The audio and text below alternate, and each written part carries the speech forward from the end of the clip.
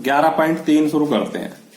दो घनाभाकार डिब्बे हैं, एक तो ये डिब्बा है और एक ये डिब्बा है। जैसा कि संलग्न आकृति में दर्शाया गया, किस डिब्बे को बनाने के लिए कम सामग्री की आवश्यकता होगी।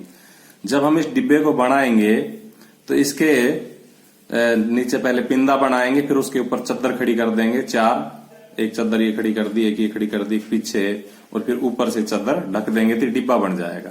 ऐसे ही ये बनेगा। तो डिब्बा किससे बना? चद्दर से। तो चद्दर की क्षेत्रफल यानी कि चद्दर का मतलब लोहे की चद्दर, तो कम सामग्री के लिए इसका भी संपूर्ण पृष्ठीय क्षेत्रफल निकाल देंगे और इसका भी संपूर्ण पृष्ठीय क्षेत्रफल निकाल लेंगे। और जैसा कि सवाल में दिया घनाभ के आकार के हैं, तो घनाभ का संपूर्ण पृष्ठीय क्षेत्रफल का सूत्र मैं लिखूंगा, उसको याद कर लेना। तो हम क्या लिखेंगे? हम लिखेंगे सॉल्यूशन, पहले डब्बे की लंबाई बराबर 60 सेंटीमीटर, चौड़ाई बराबर 40 सेंटीमीटर, ऊंचाई बराबर 50 सेंटीमीटर। कहां से आ रही है ये रही लंबाई 60, चौड़ाई 40 और ऊंचाई 50। तो इस प्रकार से हम लिखेंगे। इसलिए पहले डिब्बे का पृष्ठीय क्षेत्रफल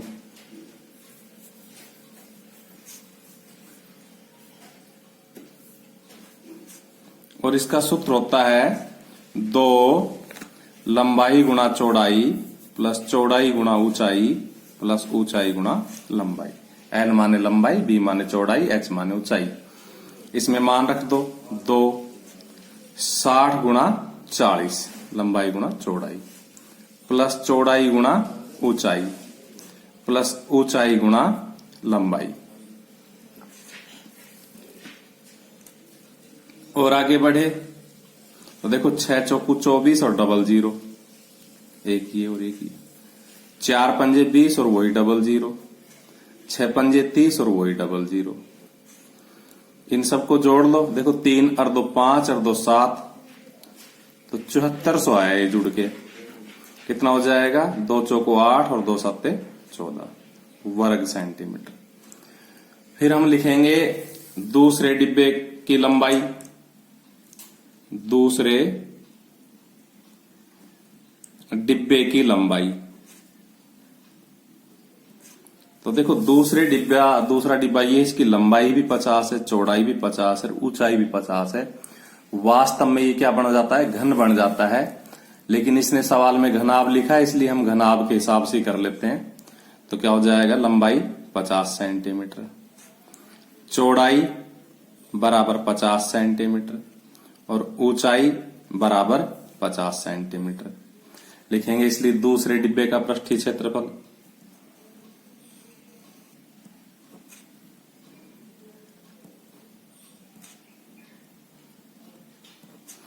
तो देखो, अगर हमने जो ऊपर सूत्र लगाया वही लगा देंगे, 2 लंबाई गुणा चौड़ाई प्लस चौड़ाई गुणा ऊंचाई प्लस ऊंचाई गुणा लंबाई, तो भी सवाल हो जाएगा। परंतु क्योंकि इसकी सभी भुजाएं समान हैं, अतः हम इसमें घन का संपूर्ण पृष्ठीय क्षेत्रफल लगा देंगे 6 इंटू भुजा स्क्वायर। तो 6 इंटू 50 और स्क्वायर है, इसलिए दोबारा भी 50 गुणा कर दो। 5 5 25, 25 की 150। ये तो हमने गुणा किया। अब 2 0 और आएगी। इस तरह से देखो उसका संपूर्ण पृष्ठीय क्षेत्रफल कितना आया? 14,800। इसका कितना आया? 15,000। तो किस में कम सामग्री लगी? इसमें लिखेंगे चूंकि 14,800 छोटा है 15,000 से, इसलिए पहले डब्बे में सामग्री कम लगेगी।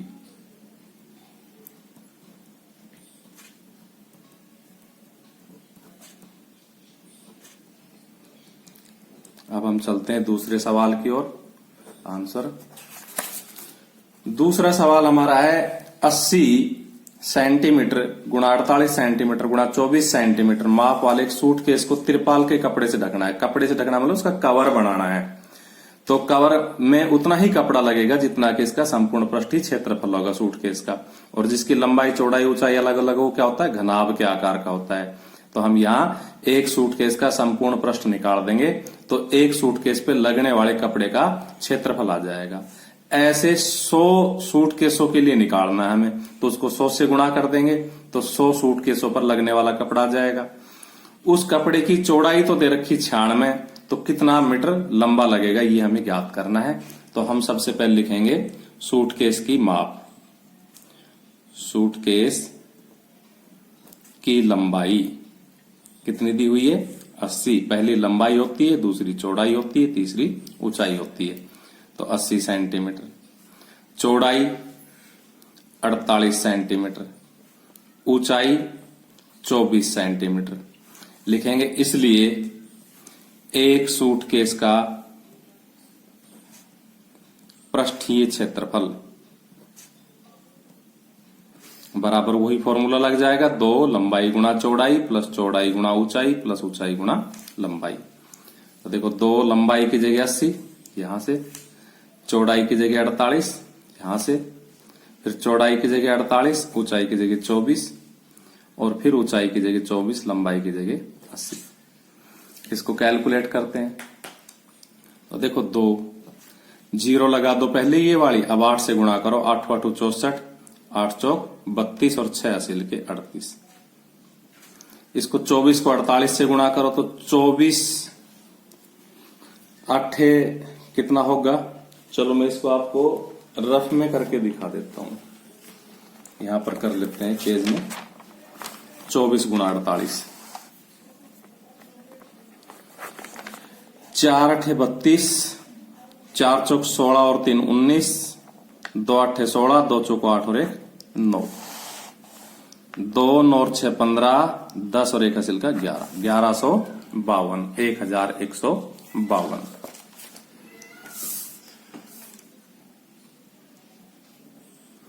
प्लस इसको फिर कर देते हैं, जीरो तो एक ही बार लिख देते हैं, और अब 8 चौक 32, 8 दूनी 16 और 3 19।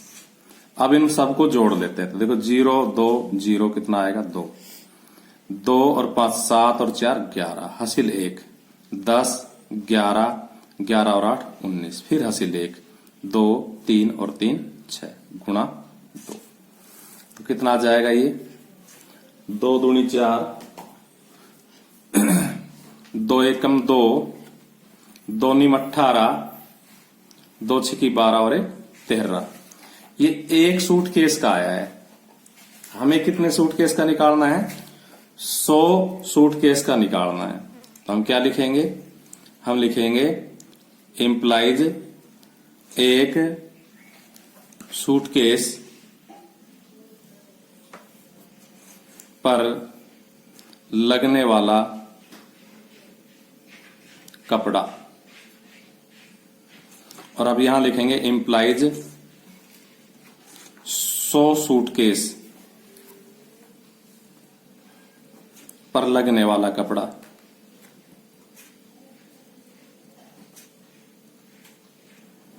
बराबर इसको 100 से गुणा कर देंगे हम, तो 13,824 गुणा 100, 13,824 और ये 2 जीरो और लग जाएगी, वर्ग सेंटीमीटर।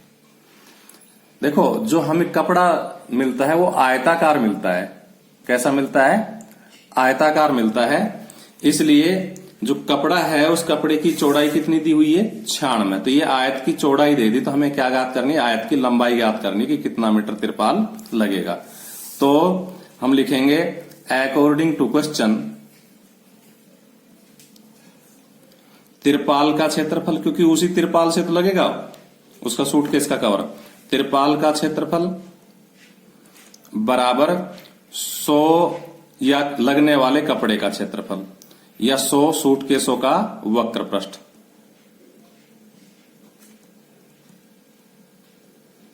ये देखिए हिंदी की दृष्टि से सूटकेस में ना सलेट वाला से आता है, और हमने ये जल्दबाजी में गलत कर दिया, तो इसको सूटकेस में सलेट वाला से कर लेना जहां कहीं भी आपको दिखाई दे।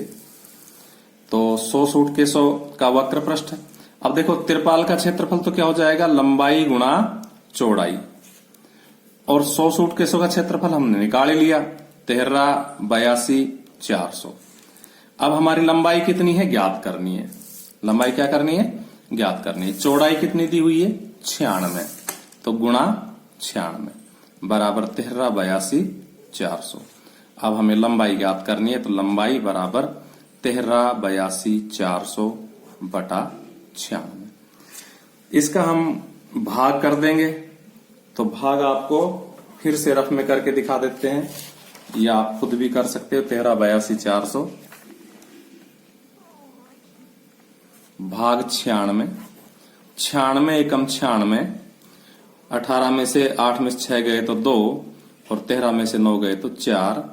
अब हम 2 उतार देंगे।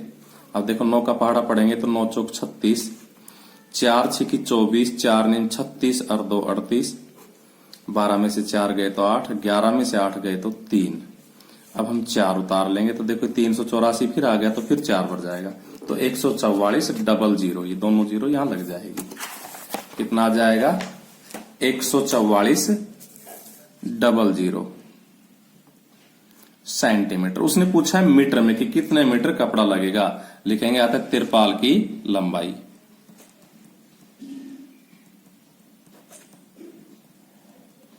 बराबर 144 डबल जीरो सेंटीमीटर बराबर 144 मीटर, क्योंकि 100 का भाग देने से दोनों जीरो कट जाएगी और वो तिरपाल 144 मीटर लंबा लगेगा।